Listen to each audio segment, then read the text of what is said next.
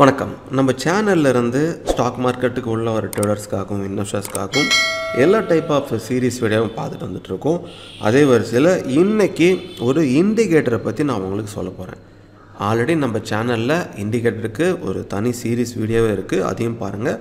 So இந்த indicator வந்து stock market technical இண்டிகேட்டர்லேயே ஒரு பவர்ஃபுல் டூல் அப்படின்னு நம்ம சொல்லலாம். EFI அப்படின்றது அது பேர், எய்லர்ஸ் ஃபோர்ஸ் இண்டெக்ஸ் அப்படின்னு. ஸோ இதை வச்சு எந்த இடத்துல பை செல் சிக்னல் கிடைக்கும், அதை எப்படி பயன்படுத்தலாம் அப்படிங்கிறது எல்லாத்தையும் நம்ம தெளிவாக அந்த வீடியோவில் பார்க்கலாம். வாங்க. வீடியோக்குள்ளே போகிறதுக்கு முன்னாடி நாங்கள் ப்ரோக்கரேஜ் ஃப்ரீ ஜீரோதாவோட அஃபிஷியல் ஆத்தரைஸ்ட் பார்ட்னராக இருக்கோம். ஜீரோதாவுடைய வெப்சைட்டில் பாருங்கள், தமிழ்நாட்டில் நம்மளோட பிரான்ச்சஸ் எங்கெல்லாம் இருக்குங்கிறத லிஸ்ட் பண்ணியிருப்பாங்க. நீங்களும் உங்கள் ஃப்ரெண்டோ ஜீரோதா அக்கௌண்ட் ஓப்பன் பண்ணி விருப்பப்பட்டால் அந்த பிரான்ச்சுக்கு நீங்கள் கான்டாக்ட் பண்ணலாம். சரி, இந்த இண்டிகேட்டரை அலெக்சாண்டர் எல்டர் அப்படிங்கிறவர் தான் வந்து கண்டுபிடிச்சார். இது ஒரு மொமெண்டம் இண்டிகேட்டர், அதே போல் இது வந்து லேகிங் இண்டிகேட்டர் அப்படின்னு சொல்லுவாங்க.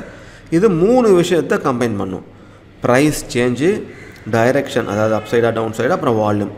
இது எல்லாத்தையும் கம்பைன் பண்ணும். அதாவது மார்க்கெட்டில் பையருடைய பவர் அதிகமாக இருக்கா, செல்லருடைய பவர் அதிகமாக இருக்கா அப்படின்னு நம்மளுக்கு மெஷர் பண்ணி காட்டுறது தான் இண்டிகேட்டர்னு சொல்லுவோம். அதில் இது வந்து முக்கியமானதாக வந்து இருந்துகிட்ருக்கு. இது எப்படி வேலை செய்யும் அப்படின்னா, ரொம்ப சிம்பிளாக price change into volume. Price அப்பானா ப்ளஸில் வந்து பாசிட்டிவ் ஃபோர்ஸ் இருக்குதுன்னு அர்த்தம். ப்ரைஸ் டவுன் ஆனால் அது வந்து நெகட்டிவ் ஃபோர்ஸ்னு நம்மளுக்கு தெரியும், எல்லாமே பார்த்துருப்போம்.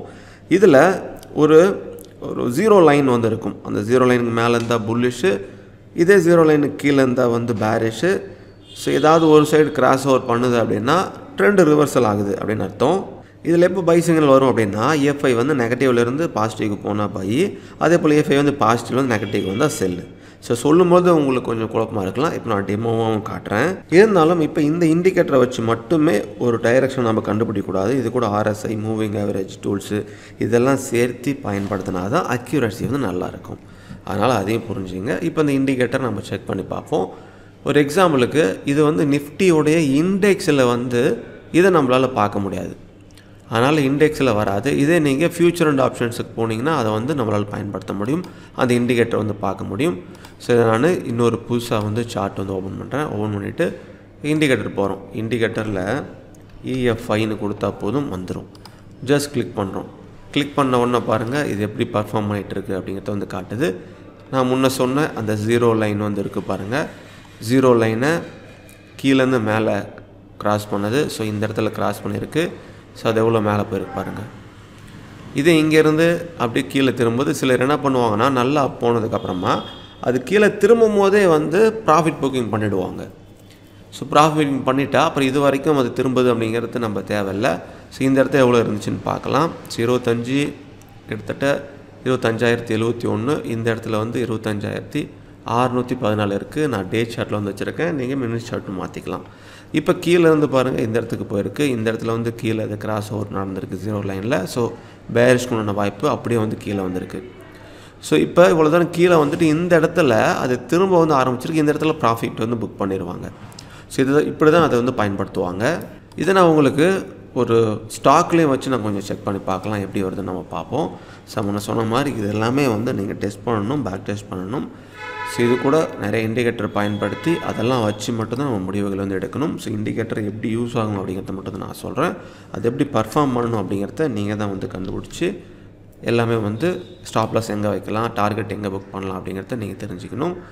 ஸோ இப்போ நான் இண்டிகேட்டர் வந்து வச்சுட்டேன்.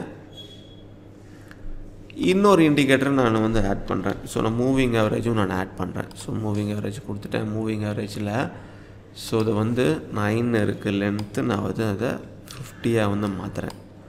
ஸோ என்னுடைய ரெஃபரன்ஸ்க்கு நான் அதை அப்படி வந்து மாற்றி வச்சுக்கிறேன். இப்போ ஒரு கிராஸ் ஓவர் நடக்கிறத வச்சுருக்கலாம். ஸோ இந்த இடத்துல வந்து பாருங்கள், கீழேருந்து மேலே போய் இந்த லைனை ஜீரோ லைனை தாண்டி மேலே போணுச்சு, நம்ம புல்லிஷ்னு நம்ம எதிர்பார்க்கறத வச்சுக்கலாம். அப்படி இருக்கும் பொழுது இது மூவிங் ஆவரேஜும் பையஸ் தான் இண்டிகேட் பண்ணுது அப்படின்னு செக் பண்ணிக்க. மூவிங் ஆவரேஜ் மேலே இருக்கா கீழே இருக்கான்னு செக் பண்ணிக்கலாம். அது கூட வால்யூம் எவ்வளோ இருந்திருக்கு அப்படிங்கிறது நீங்கள் செக் பண்ணிக்கிறதா இருந்தாலும் வால்யூமும் ஆட் பண்ணி வச்சுக்கலாம். ஸோ இப்படி நீங்கள் ஒரு மூவிங் ஆவரேஜோ இல்லை RSIயோ வச்சு செக் பண்ணிவிட்டு RSIலையும் புல்லிஷ் இண்டிகேட் பண்ணதா, இதுலேயும் புல்லிஷ் இண்டிகேட் பண்ணதா, அதே போல் இதில் வந்து செல்லிங் இண்டிகேட் பண்ணதா, அதுலேயும் செல்லிங் இண்டிகேட் பண்ணதா, இது எல்லாத்தையுமே வச்சு நம்ம செக் பண்ணிக்கலாம். ஸோ இந்த இடத்துல வந்து பாருங்கள், SBIயில் ஒரு கீழேருந்து மேலே ஜீரோ லைனுக்கு மேலே கிராஸ் ஓவர் நடந்திருக்கு.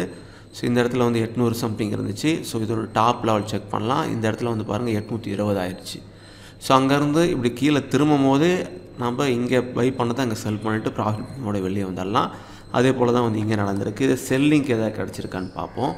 ஸோ இந்த இடத்துல இப்போ வந்து பாருங்கள், 0 லைனை 9ஆம் தேதி தாண்டி நல்லா வந்து மேலே போயிருக்கு. இதே வந்து மூவிங் ஆவரேஜுக்கும் மேலே தான் வந்து இருந்துகிட்ருக்கு. ஸோ 816 இருந்துச்சு, இப்போ 876 சம்திங் போயிருக்கு. கிட்டத்தட்ட ஒரு 9 செப்டம்பர்லேருந்தே வந்து இவ்வளோ தூரம் மேலே போயிருக்கு பாருங்கள். ஸோ இந்த மந்த் மட்டுமே வந்து இந்த இண்டிகேட்டர் எப்படி பர்ஃபார்ம் பண்ணிகிட்ருக்கு அப்படிங்கிற அந்த டேட்டா வந்து பார்த்தோம். நீங்களும் பேக் டெஸ்ட் பண்ணுங்கள். உங்களுக்கு பிடிச்ச ஒரு ஸ்டாக்கையோ அல்லது ஃபியூச்சர் அண்ட் ஆப்ஷன்ஸோ எடுத்து வச்சிங்க. அதில் ஃபியூச்சர் ஸ்டாக்ஸ் எப்படி போயிருக்கு அப்படிங்கிறத பேக் டெஸ்ட் பண்ணுங்கள். நீங்கள் ட்ரேட் பண்ணக்கூடாது. ஸோ முதல்ல நல்லா பேக் டெஸ்ட் பண்ணிவிட்டு நீங்கள் கம்ஃபர்டபுள் ஆனதுக்கப்புறம் தான் வந்து லைவுக்கு வந்து கொண்டு வரணும். முன்ன சொன்ன மாதிரி எந்த ஒரு ட்ரேட் பண்ணுறதா இருந்தாலும் ரொம்ப ஜாக்கிரதையாக பண்ணணும். ஸ்டாப் லாஸ் போடணும், மறந்துடாதீங்க. ஸோ அவ்வளோதான். இந்த இண்டிகேட்டரை நீங்களும் பேக் டெஸ்ட் பண்ணுங்கள். வேறு ஏதாவது இண்டிகேட்டரை பற்றி வீடியோ வேணும்னாலும் எங்களுக்கு கமெண்ட்டில் சொல்லுங்கள். ஸோ மீண்டும் உங்களை அடுத்த ஒரு நல்ல பதிவில் சந்திக்கிறேன். Invest wisely for a better future. Thank you.